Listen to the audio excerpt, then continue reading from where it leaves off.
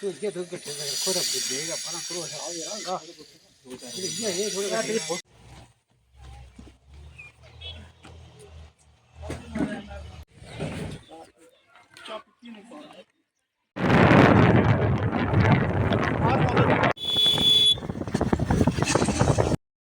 Banker को लेकर, क्या आपके यहाँ पर बैंकर बने? जिस तरीके से यहाँ पर कहा जा रहा है कि प्रशासन से अपील कर रहे हैं कि यहाँ पर बैंकर जो हैं वो होने चाहिए।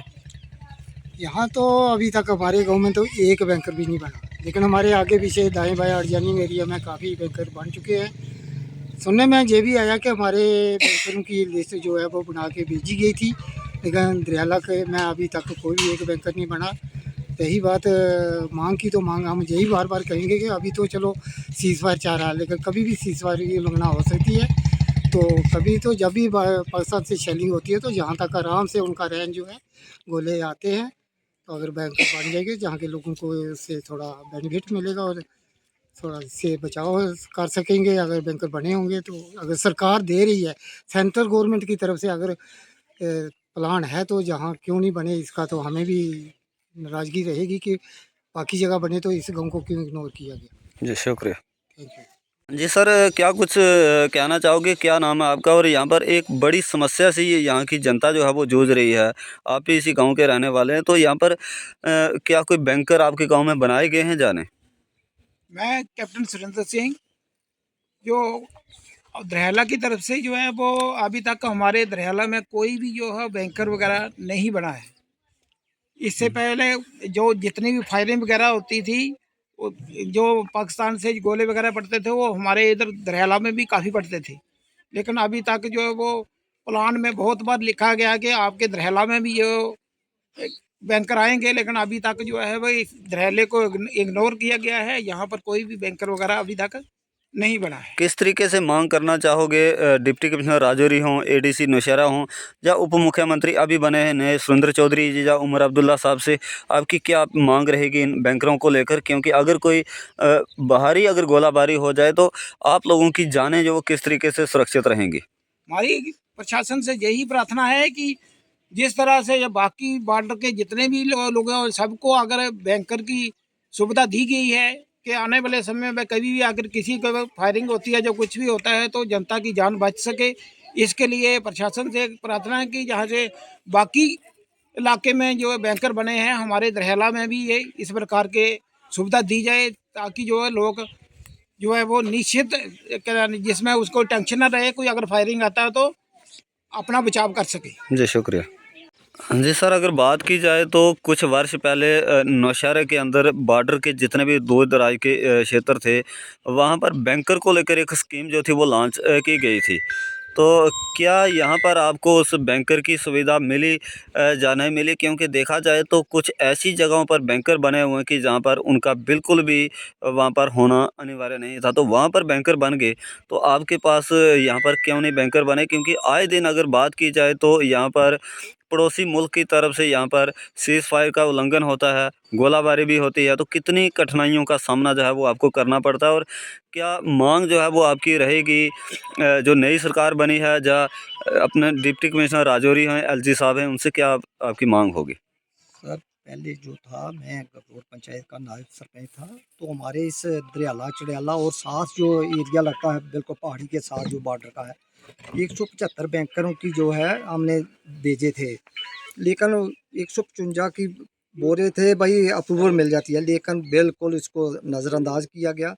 क्योंकि हमारे जितने भी है, ये आप सामने जो पहाड़ी नज़र आ रही है, यहाँ पे बहुत शेलिंग पड़ी थी जिससे लोगों को इतनी मुश्किलात का सामना करना पड़ा। तो हम तो देखते ही रह गए कि हमारे जो इलाके में है भाई बैंकर, देखो जितने भी जो बीएडीपी या होता है या बैंकर होते हैं, यहाँ पे कोई शेलिंग नहीं पड़ती, वहाँ पे बन चुके हैं, लेकिन हमारे इलाके को पूरा नज़रअंदाज किया गया है। तो मैं फिर हमारे जो है डिप्टी सीएम से ये उम्मीद करता हूँ, मुझे मालूम है कि उन्होंने गरीबों लोगों को बिल्कुल ऊपर उठाना है, तो हमारा जो है ये दरियाला जो है गांव है, इस पर ज़रूर जेर गौर फरमाएंगे को हमारे इलाके को इस के दोबारा से फिर इस चीज़ जो बैंकरों की है मंजूरी दी जाएगी और जल्द से जल्द इस पर जेर गौर फरमाएंगे ये हमारे जेके चैनल की ओर से। तो ये हमारी एक बहुत जरीना डिमांड थी कि यहाँ पे बैंकरों से महरूम रहा है हमारा इलाका जो दरियाले वाला है। तो ये मेरी फिर से ये इल्तिजा है कि हमारे जितने भी एडीसी साहब जब सुन रहे हैं तो फिर भी ये हमारा बॉर्डर का एक कोना है हमारा दरियाला वगैरह, तो ये फिर से इस चीज़ को अगर कोई बड़ी जल्द कार्रवाई नहीं की गई बैंकर्स को लेकर तो अगले कदम जो हैं वो आपके किस तरीके के रहेंगे, क्योंकि आए दिन आप लगातार इस समस्या से जूझ रहे हैं।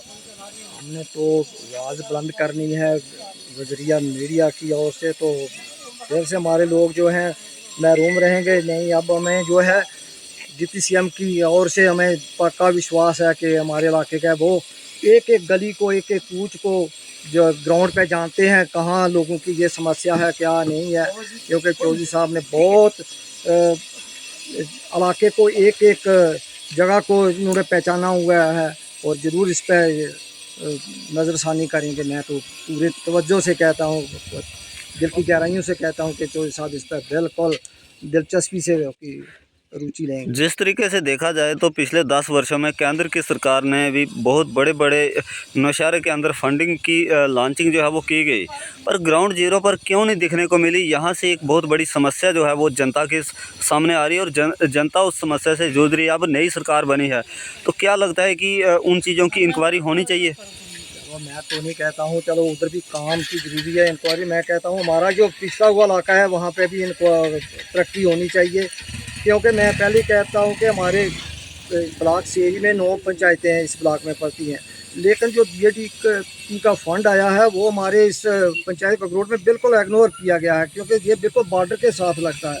तो मैं यही कहता हूँ कि जो बीएडीपी का फंड कुछ भी आता है वो बॉर्डर के लोगों के लिए होना चाहिए, ये नहीं कि यहाँ पे जो दूसरा इलाका फाल करता है वहाँ पे चला जाए। मैं इससे और हमारी यहाँ की जनता है यही अपील करती है कि जो है बीएडीपी का जो फंड है ये हमारे इसी इलाके को ही मिलना चाहिए, ताकि यहाँ के लोगों को भी ये हक बनता है कि जो बॉर्डर एरिया है तो वहाँ के लोगों को ये फंड वगैरह जितने भी है बीएडीपी के मिलने चाहिए। जी शुक्रिया।